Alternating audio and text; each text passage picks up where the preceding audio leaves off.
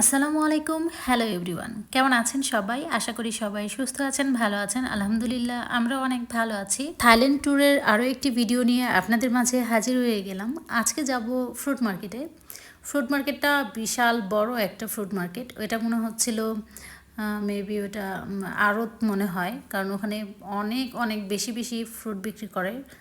তো এখান থেকে 1 কেজিও নেওয়া যায়, হাফ কেজিও নেওয়া যায়। তো আজকে আমরা ওইখানেই যাচ্ছি হাজব্যান্ড ওয়াইফ মিলে, বাচ্চাদের রেখে। থাইল্যান্ডের ফ্রুট মার্কেটে কি কি ফল ফ্রুট পাওয়া যায় সেগুলোই আপনাদের সাথে শেয়ার করছি, আশা করি ভালো লাগবে। আসো,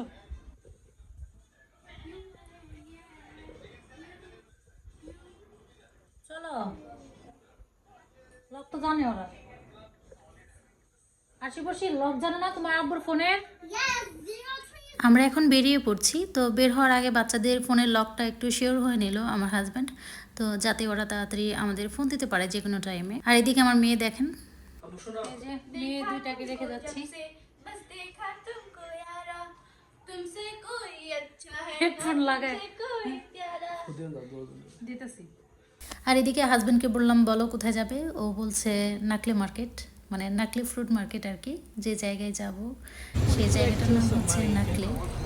এদিকে আমাদের ক্যাব এসে গেছে, আমরা উঠে ড্রাইভারকে বলেছি আমরা মানি এক্সচেঞ্জ করব, তো আমাদের একটু হেল্প করেছে একটা জায়গায় দাঁড়িয়ে, তারপর আমরা মানি এক্সচেঞ্জ করে নিয়েছি। তো তো ভালোই দিছে ওখানে যে ডিশ করে বুঝেই না,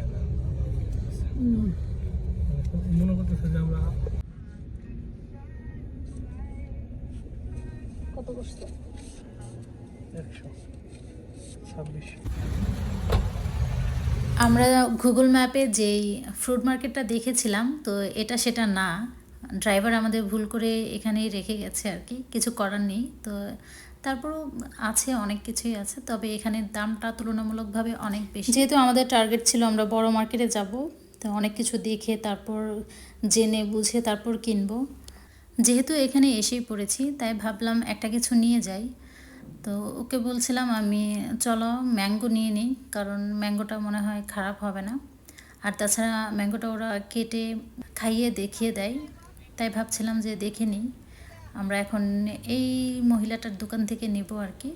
তো উনি আমাদের কেটে দেখিয়ে দিচ্ছিল, তো খেয়ে দেখে মনে হলো না ভালোই আছে, তো এখান থেকে 3 কেজি নিয়ে নিয়েছি। আর আমরা এখান থেকে কিন্তু চলেই যাব বড় মার্কেটে, তারপর বাজার করব, যা করার, যা ফ্রুট কেনার ওইখান থেকেই কিনবো। এখান থেকে জাস্ট এসে পড়েছি, তাই ওই হিসেবে আর কি নিলাম। আর তাছাড়া ম্যাঙ্গোটা যেহেতু ভালোই ছিল।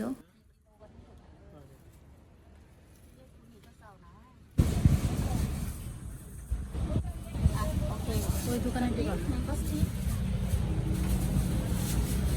এই তো অবশেষে আমরা এসেই পড়েছি বড় ফ্রুট মার্কেটে। এখানে জাম্বুরা থেকে শুরু করে সব ধরনের ফ্রুট আছে, এই যে অ্যাভোকাডো, অরেঞ্জ, এই তো পেয়ারা। এখান থেকে একটা ডাব খাবো আমরা,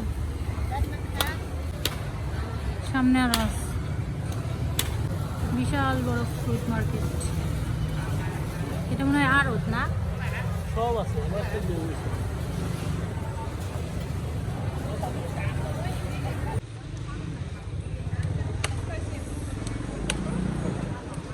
তবে যাই হোক, বাংলাদেশের থেকে এখানে অনেক ফ্রেশ সবজি পাওয়া যায়, ফ্রেশ ফ্রেশ সব কিছুই পাওয়া যায়। এই সবজিগুলো দেখে মনে হচ্ছিল আমি বাংলাদেশের মশলা, যত ধরনের মশলা আছে তরকারির মশলা, তো এই মশলাগুলো নিয়ে আসতাম, এরপর এই সবজিগুলো দিয়ে মন ভরে, মানে সুন্দর করে মনের মাধুরী মিশিয়ে রান্না করতাম, তারপর খেতাম।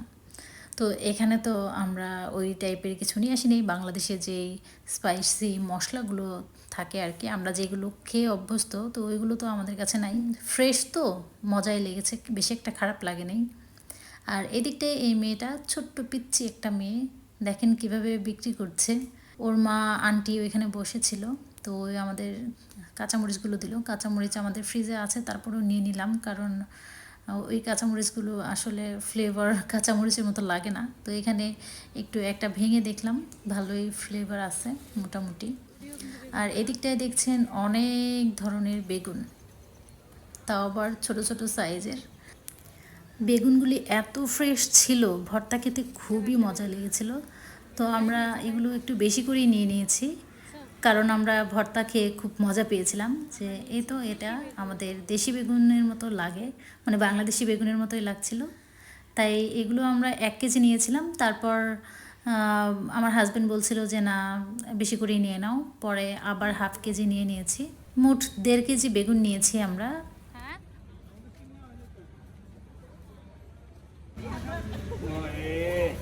কোনটা নিব? How much? এটা নেই, এটা Anh em, 20 baht. 20? 20. Okay. One two. দুটো নেবেন একটা? One two. একটা না। 25. এটা ঠিক আছে, এটা নেবে নাকি? ওটা না, সমস্যা নাই। মোটামুটি সব কিছুই নেওয়া হয়েছে। তো আমার হাজব্যান্ড আরও কিছু জিনিস নিতে গেছে, সবজি কিছু বাকি ছিল, তো ওর কাছে মনে হচ্ছিল আরও কিছু নেবে, তো তাই আমাকে এখানে দাঁড় করে রেখে গেছে, কারণ আমি আর হাঁটতে পারছিলাম না।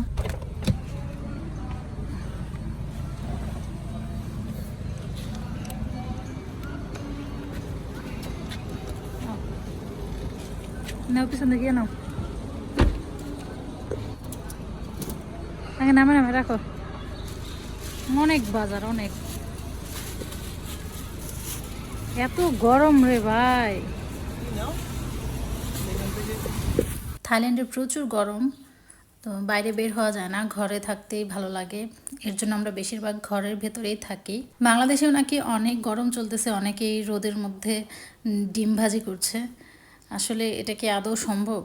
আমার কাছে মনে হয় এদিকটাই সব বাজার এখানে রেখে আমার হাজব্যান্ড গেছে একটু ট্রলি আনতে। তো এগুলো তো হাতে করে এত উপরে যাওয়া সম্ভব না, তাই একটা ট্রলি নিয়ে আসতে গেছিলো। তো এই তো এসে পড়েছে। এখন আমরা অ্যাপার্টমেন্টে চলে যাব, কারণ বাইরে থাকা খুবই কষ্টকর। এত গরম, থাইল্যান্ডে সবসময় গরমই থাকে, বাট এতটা গরম আমি পাই নাই। এর আগেও একবার থাইল্যান্ড এসেছি, বাট এতটা গরম পাইনি তখন। আমরা কিন্তু আমার হাজব্যান্ডকে ছাড়া বাচ্চা কাচ্চা নিয়ে আমি আরও একবার এখানে এসেছিলাম থাইল্যান্ডে, এতটা গরম পাইনি।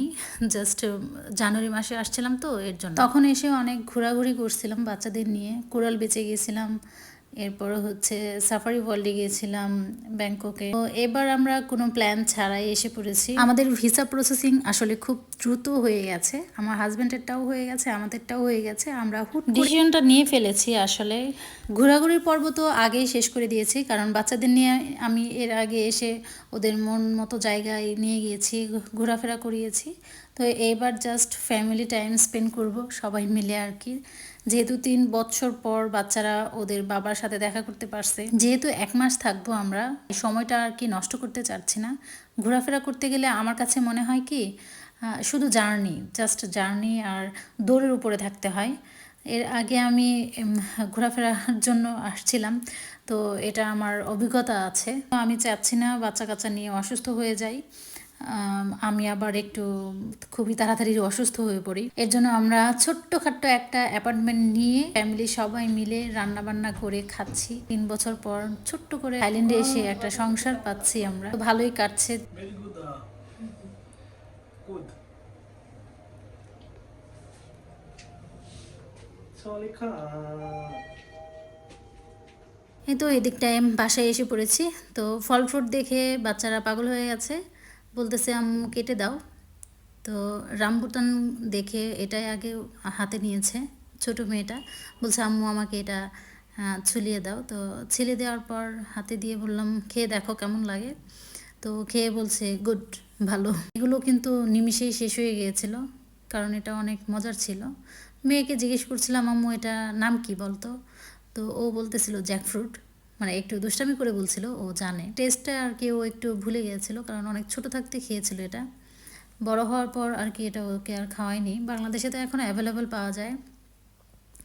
আর এদিকটাই ছিল প্যাশন ফ্রুট, এই ফ্রুটটা ভর্তা করে খেতে মজা লাগে। তো এটার উপরে অনেক শক্ত, বাট ভিতরে অনেক মজা। এই টাইপের বাংলাদেশে আমরা কক্সবাজারে খেয়েছিলাম, মানে সবুজ কালার গোল গোল, ওইটা কী জানি নাম ছিল, আসলে আমার খেয়াল নেই, বাট ওইটার মতো সিমিলার। আর পেঁপে, পেয়ারা, আম, তারপর ড্রাগন, এরপর হচ্ছে রামবুটান, এরপর হচ্ছে তরমুজ, কলা, প্যাশন ফ্রুট, এরপর আরও ফ্রুট নিয়ে আসছিলাম, তো ওইগুলো আর কি দেখানো হয়নি। ম্যাঙ্গোস্ট্রিনও নিয়েছিলাম আর কি। রামবুটানগুলি এত পছন্দ করেছিল যে আমি ছিলে দিতে, মানে আমার লেট হচ্ছিল, এত তাড়াহুড়া করছিল ওরা খাওয়ার জন্য।